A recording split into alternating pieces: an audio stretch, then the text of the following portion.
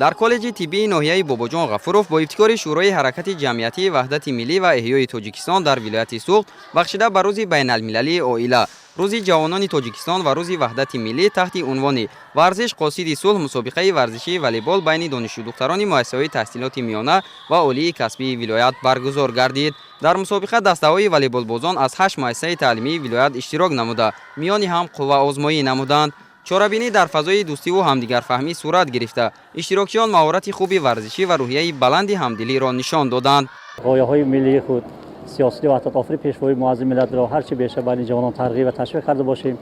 امروز به مشاهده می‌رسد که تمام دانشجویان مؤسسه تحصیلات میانه و عالی کسبی ولایت در این چاره‌بینی فعالانه حضور دارند و اعضا چهره‌های این جوانان خوایدا است که آنها واقعا زادگان دوران استقلال هستند، پیروان پیشوای معظم ملی هستند و ترغیبگر صلح و ثبات و وحدت ملی در کشور محسوب می‌شوند.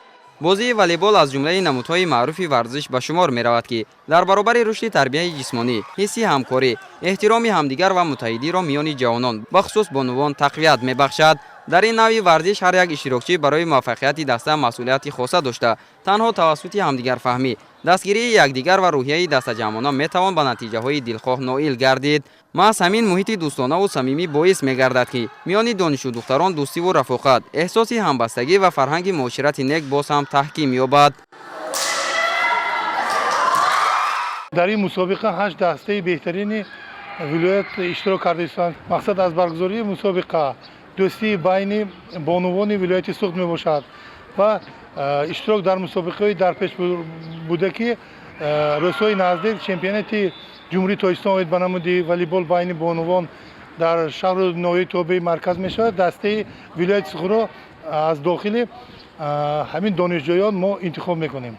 امروزها در مملکت تحت سیاست خردمندانه پرزیدنت جمهوری تاجیکستان پیشوای ملت محترم امامعلی رحمان برای فراهم آوردن شرایط مساعد جهت مشغول شدن دختران و بانوان به نمودهای گوناگون ورزش از جمله والیبال تدبیرهای مهم عملی می‌گردند. بنیاد تالارهای ورزشی، میدانچه‌های زمانه‌ای و فراهمسازی امکانیت‌های وسیع برای اشتراک جوانان در مسابقه‌های سطح جمهوری و بین‌المللی دلیل توجه دولت و حکومت مملکت به رشد ساحه ورزش میباشد. اشتراکچیان ابراز داشتند که ورزش نه تنها عامل سالمی جامعه بلکه واسطه مهمی تحکیم صلح و وحدت و معرفی فرهنگ دوستی تاجیکان می باشد. در فرجام مسابقه والیبال غالبان با مدال، افتخارنامه و سپاسنامه شورای حرکت جمعیتی وحدت ملی و احیای تاجیکستان در ولایت سوخت قدردانی گردیدند.